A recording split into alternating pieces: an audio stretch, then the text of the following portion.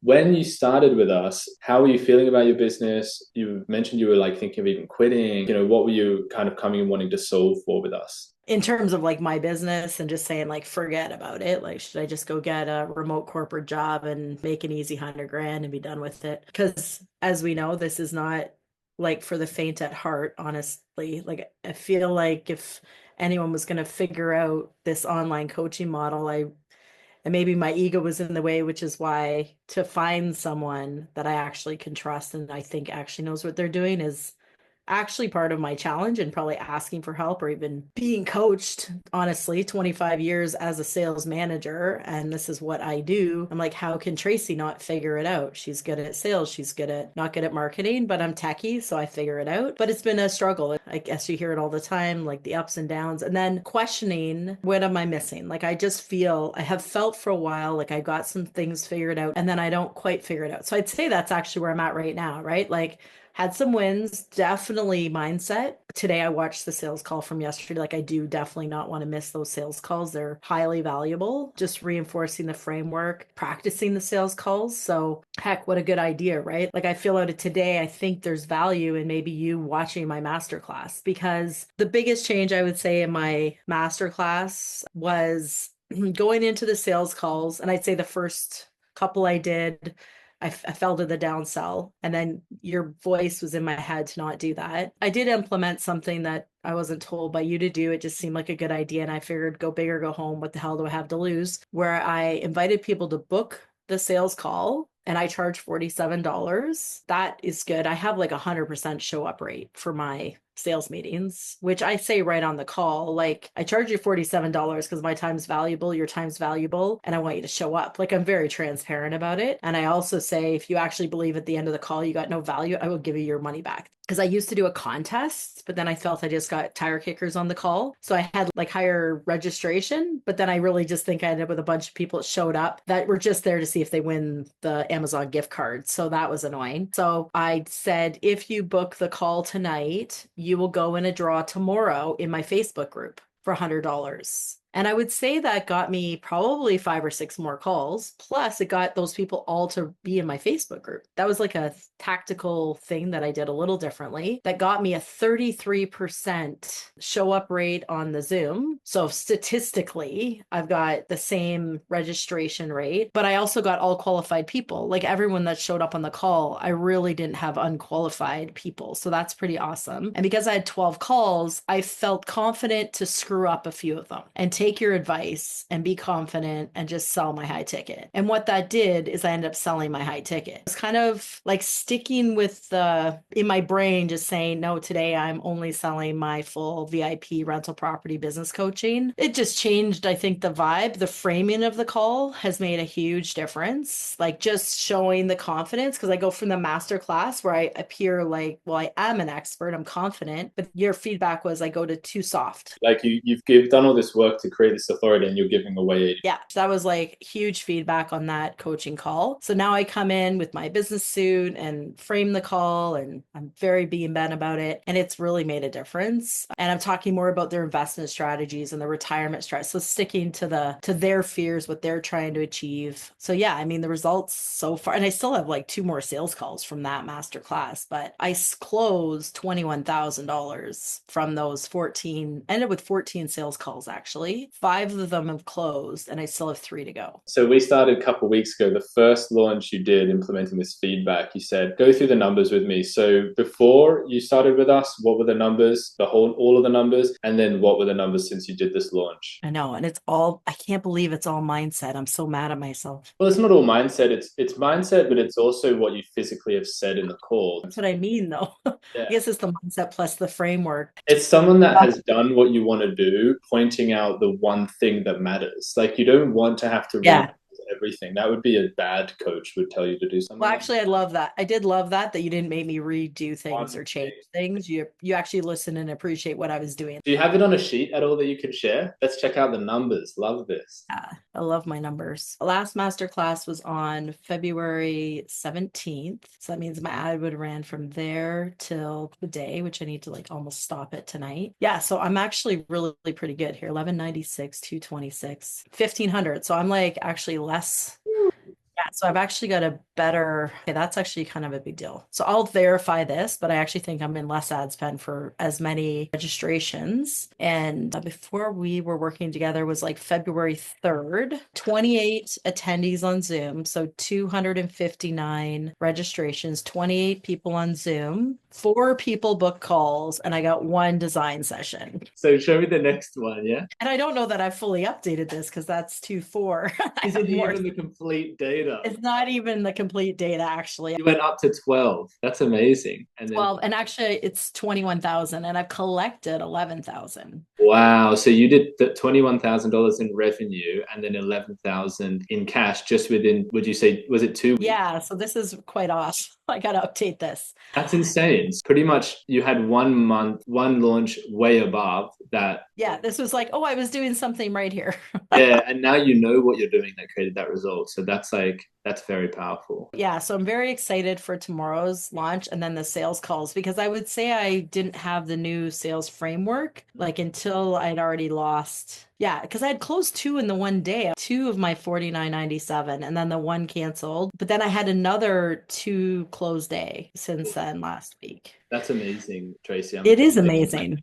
This makes my day. So the chances of you going back to your corporate job is decreasing, you would say? Yeah, it is decreasing, and I'm like all in. So I've got lots of work to do still. And Yeah. Why would you go back? Like, let's go forward. Like, yeah, so do you want to hear where I didn't listen to you? yeah, please. Are you ready for that? So it's pretty exciting. So because Brock was pushing me to do the better ads using the other application, we had talked about as a next step, because he's like, you've done this before, like you're already doing some simulives, you've had good results, like why are we? And I go, well, because Ben told me not to do recorded webinars yet. I have to get really good at the lives. So in all fairness, that's fine. But of course, So wait, when you did the 20K, you think it's because you were doing recorded webinars? Is that what you're saying? Back here, this was a recorded webinar. All these were simulives. I wasn't aware that you were getting that good amount from recorded webinars.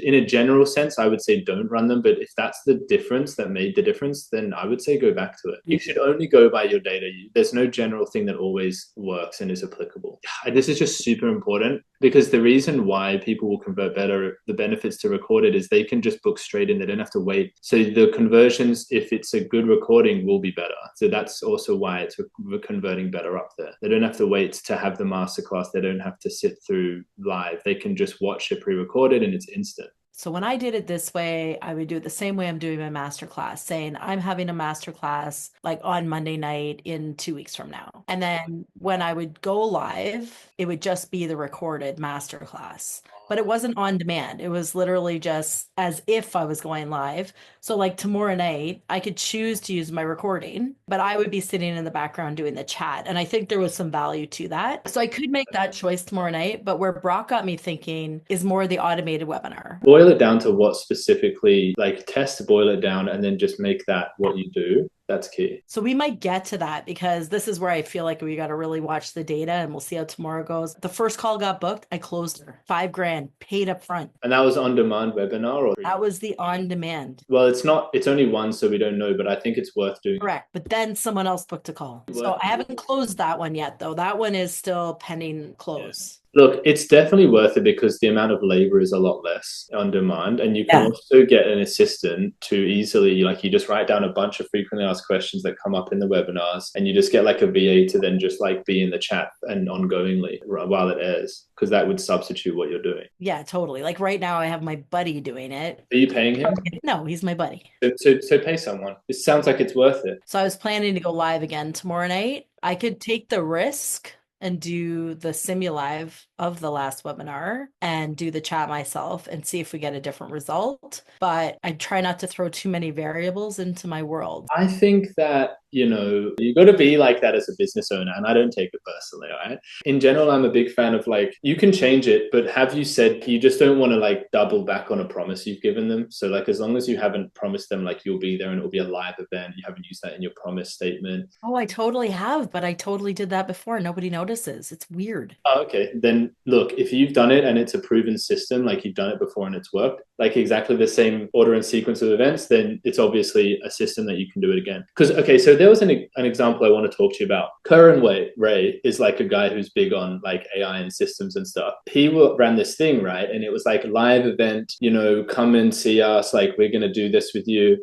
And then what he built into this funnel was 2 days before the event, he'd cancel the live event and push everyone to a virtual webinar. That was his funnel. And like it worked. So it doesn't matter how you do things as long as it works and it gets rollovers. So I would say like if that's what you did, then do it. As long as you can make sure things convert, doesn't require too many automations changes before the event. Well, I plan to go live again on the 31st. So I could do Simulive tomorrow night, test it, right? Yeah. It's a risk of probably not that big of a risk, actually. And then if it is a flop, go live again on the 31st. But in between, really work on my emails with Brock, work on my ads with Brock, get some more testing going on between the two ad campaigns. Like I want to test really consistently between the automation and the live.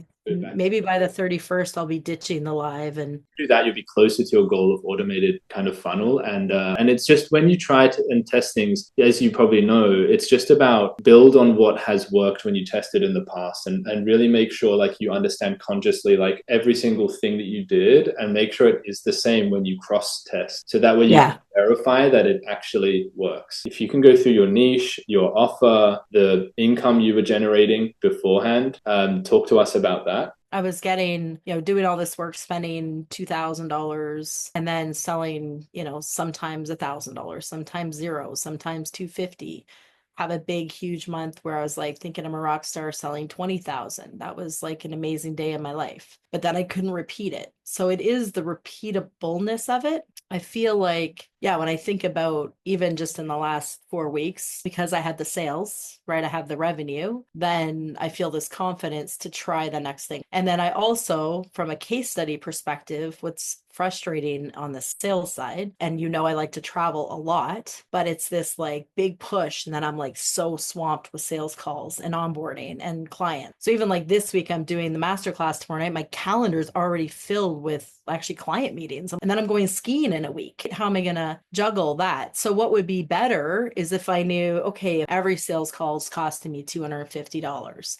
So if I can get automation to where that sales call, which statistically right now I'm way under 250, mathematically, it would make a heck of a lot more sense for me to be throwing my ad spend to the automation. And how do we get that better? So my niche is business women. So they have jobs, like they have good corporate jobs. In my ad, I'm very clear. Do you have 50,000 in your like TFSA, which is a tax-free savings account? So kind of outside of your retirement savings, be like your savings account, which definitely comes up in the sales calls. They're like, well, I have 50,000. Can I do so? So I'm already qualifying that people have savings. They have money to invest. Seems like a lot of divorcees I'm getting. There's definitely women that have gone through life and divorces, and now they want to be really smart with their money and they want a female to talk to about, investing in real estate. So I don't know, I'm finding women that not only want my help, that are not necessarily business people. That's definitely a thing. So like doctors, travel nurses,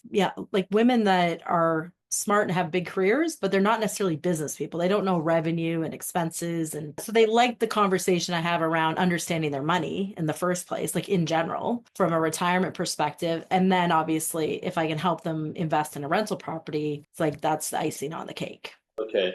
And so that's the niche, that's the offer. What were you kind of generating when you came in, like with the bandwidth in terms of revenue? Well, I kind of took from October off because I was sort of like this September timeframe was like what almost killed me. Like I spent $5,000 and I sold 8. I remember that thinking, what am I doing with my life? This is ridiculous. Yeah. I made $2,500. You were spending money on ads. You were doing the masterclass model, funneling leads to the masterclass, then to a paid call. Yeah. How much were you spending on ads? You were spending like 5K, did you say? I spent $4,800 in September. And looking back on it now, what do you think caused you to have such inconsistent months? Like, is it that you were changing things frequently? You just didn't know what to do? What was it? I tried to do it from Croatia, which I don't think was smart. I think there's like I'm selling to Canadians being in Canada. Me thinking it's cool to be in Croatia is cool, but clients, I'm not sure that they thought that was cool. I feel like that's the biggest thing.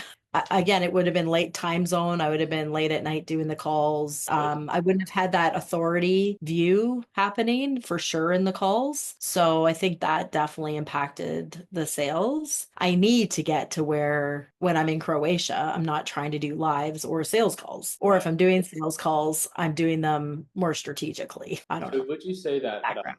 high level, would you say that it's really about systemized workflows that are consistent and doing things at the right time? Definitely workflows are absolutely. And I would say you're right. Like probably made little changes in there that were pretty big changes. Like they're kind of major changes. Being in Croatia, it would have been a different script. It would have been a different background. And I think it's that authority piece. I do think like having the right authority in your space is really important. And so you didn't have someone that you could trust that was helping you as the authority in your corner, No, it was just me. right? And now it's different. And lots of self-doubt when that's happening because I don't have anyone to really. I think if you would have been there and I would have said I'm going to Croatia, you would have said, how is that The going to right look? decision.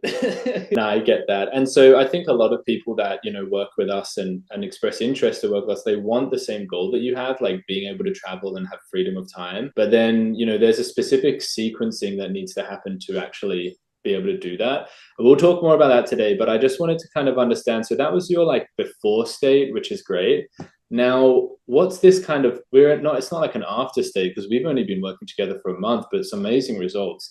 But what's the state currently that's changed since that point? I feel like tomorrow, I'm going to do my live, which now I'm excited. I'm going to do a Sigma live and then just continue with like fine tuning the system. And I had proof, like the people that say yes and paid me full was like kind of awesome. Like it was such a good, and they're like, wanting to work with me. So as soon as you close $10,000 a day and then you do it again, you're like, let me see if I'm going to work with you. Like, let me make sure you're fully qualified because I'm not going to bring you into my program. Like, if you're not ready yet, like it's a different language. It's a different confidence that comes out, not being cocky, but more, it's like genuine. Like, I now know the people that are right for me. One person actually asked for the $47 back, and I knew she was just not my person. And that's okay. That's funnel, right? Like, not everyone's qualified perfectly. So specifically what we did with you that you feel like made this difference, you were making inconsistent, you said like $2,000 to like $20,000, and you just did like a good $20,000 in within 2 weeks. Is that right? 21,000. And what was the main thing we told you that made the difference? Tracy, stop telling your low ticket offer. So just That have was one offer and you sell that and you just have no lower offer. just focused on that. Like just be so confident in that. My script maybe changed a bit with that. My downsell quickness to the close changed with that. Also, your framework was kind of like first week, and I blew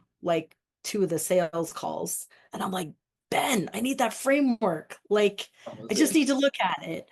And then I read the framework, I tried, and then you had said send a sales call where you don't close, but then that lady like closed, but then she reneged the next day, like gave me $2,000. I had to refund it. It was kind of like not awesome. And you said send me that call. And I sent you that call, which is scary for me. Like who wants to be reviewed, right? And then I felt because you knew my personality enough, like I give it to you. You know I can take it, even though it might not sound like I can. I do want the feedback. I want to get better. You were like, okay, Tracy, I'm not going to sugarcoat this.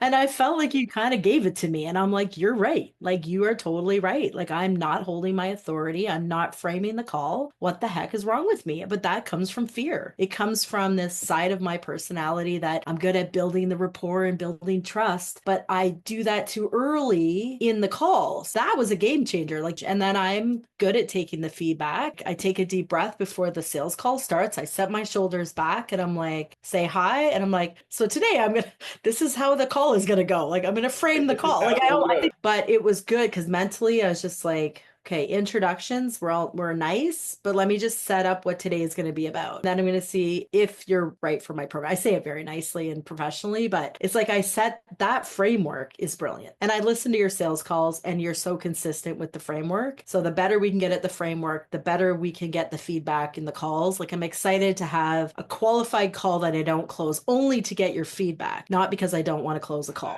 Isn't that a massive change? So before you were probably feeling some negative emotions like, oh, just these calls, like I don't even know what's not working along the lines of that. Now you're excited to really not close. So based on, you had the calls previously before you worked with us, you would have Tell me, how many calls would you have had? How many would close? How much money you would make? And then the last launch you did, what's the difference? Yeah, so I was doing like one, I would have four sales calls and I would close two, but I'd only sell two design sessions.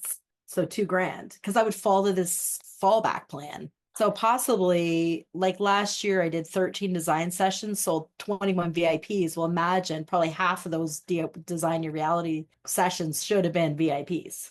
And Wow. I So was really screwing something up in my pricing, but I'd also fell to this scarcity thing where I would do a pricing plan of saying $3,000 up front.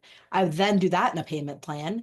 And I'd say, you only owe me the $2,000 when we buy a rental property. Like that's so risky for me. So even if at the end I maybe give someone 500 or 1,000 or not make them do a final plan because I just know they're not going to follow through and I want to keep my integrity, that's a totally different conversation when they're buying into the system and my program, like period. Like getting the training, you're getting the support, and yes, we're going to get to the step. If you don't buy, that's kind of on you. Like, so that also was a big change in my mindset where when I say I sold 21,000, I actually think I'm going to collect 21,000. Whereas last year, if I sold 21,000, I'd be like, but am I probably not really going to collect 21,000? Like, so that also changed because you basically made me feel confident in, I guess, in my authority and my ability to do the pricing plan differently. Like this is great. So that definitely answers my question. So we did that in 3 weeks. 3 weeks. This was just from one piece of feedback I gave you when you find. Now we're in Yes. this 1 hour session and we're going to go deep on the next step, right? So that's great. You would say you're happy you joined? Yeah. Yeah.